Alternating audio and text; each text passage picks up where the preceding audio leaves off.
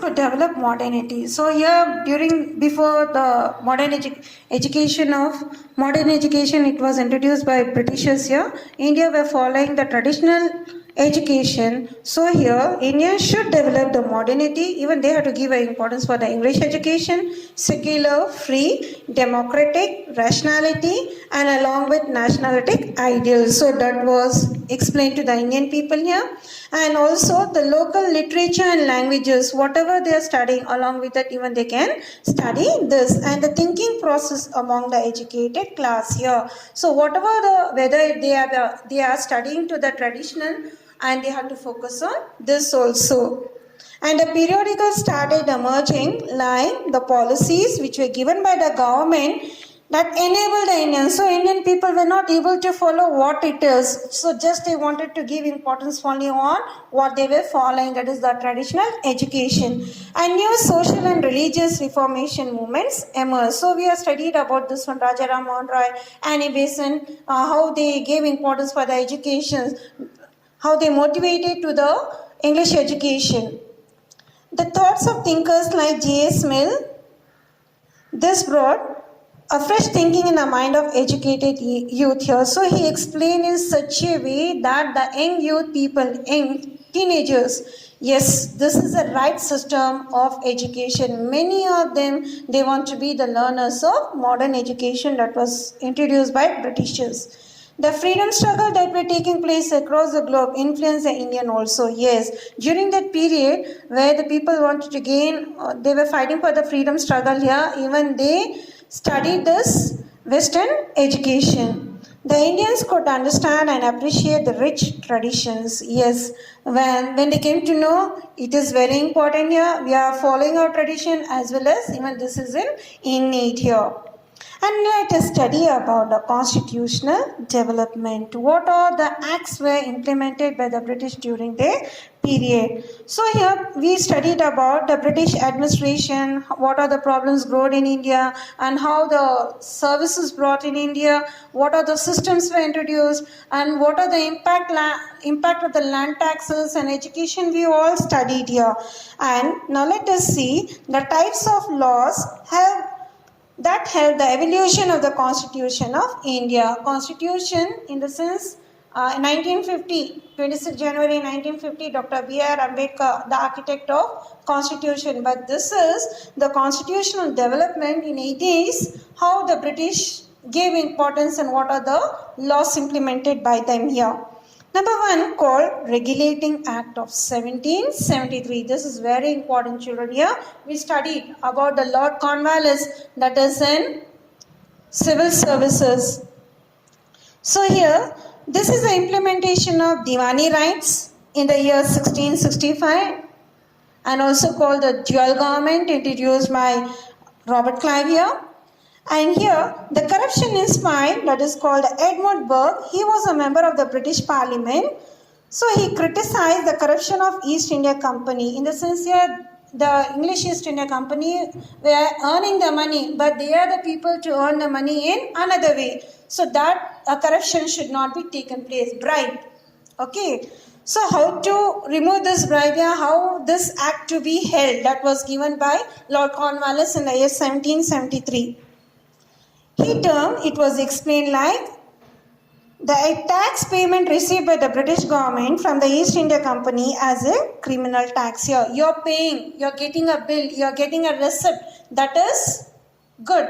If you're paying a bribe without a bill and you're paying as illegal, that is not completely a law. It is against the law. So that is a crime. So that is a bribe. It is wrong. So he forced that to remove this one. The government remained as this corruption act to be done the people those who are doing in our India for the purpose of trade, cheating to the Britishers. And in this, many company officials became a super rich, and many in England were feared that these people may upset the very political fabric of England. So the people, they had a trade from India to England here, raw materials. So during that time here, where the corruptions were going on, richer people were becoming more richer and richer, and the remaining were not richer, they came to know the reason, oh, this is a completely bribe going on, that we had to take a action against this. And the main features of this regulating act in the year 1883, they are the three presidencies. Presidencies is nothing but headquarters. One, it is called, so here, the implementation of the act, they were the three presidencies during the British rule. Number one in Bengal, Madras and Bombay. So these are the three presidencies of the Britishers. And they were independent administrative units, that is to the regulating act, and the Bengal presidency that gained a control over the two presidency. Comparing to the Madras and Bombay, Bengal earned a huge presidency. It was the main headquarter of the British people here. The next year, the Governor General of Bengal. Who was the Governor General of Bengal? That was called Siraj-ud-Dowla. Okay. And later, the British are the people to take up over this Bengal. So here, the Governor General of the Bengal, that all these three presidencies were taken care by the Bengal Governor General. And the Governor General, he has a right to direct, exercise and to control, and he has a power to supervise other two presidencies, that is Madras and Bombay. The Bombay and Madras, these two presidencies,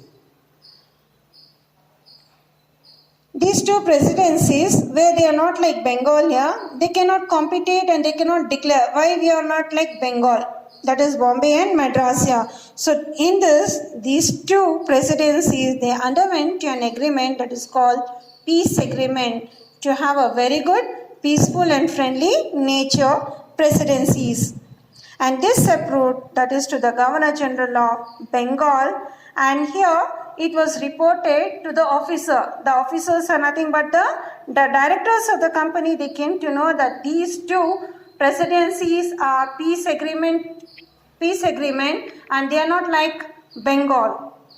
And during that period, it was given an emergency power to be an independent. In the sense here, they have the rights to follow their own rules and regulations, that they cannot compete to one another. And another that was called the Supreme Court of Judicature, that was also established in Calcutta, and Central Court. And one more, it was called the Chief Justice, and another, they were three ordinary judges for this Central Court here. That is in the year 1773 Regulating Act, that is during the period of Edward. And next comes here Pitt's India Act of 1874. What is this Pitt's India Act here? As we study the rules and regulations here, same thing, they want to do some changes for their own.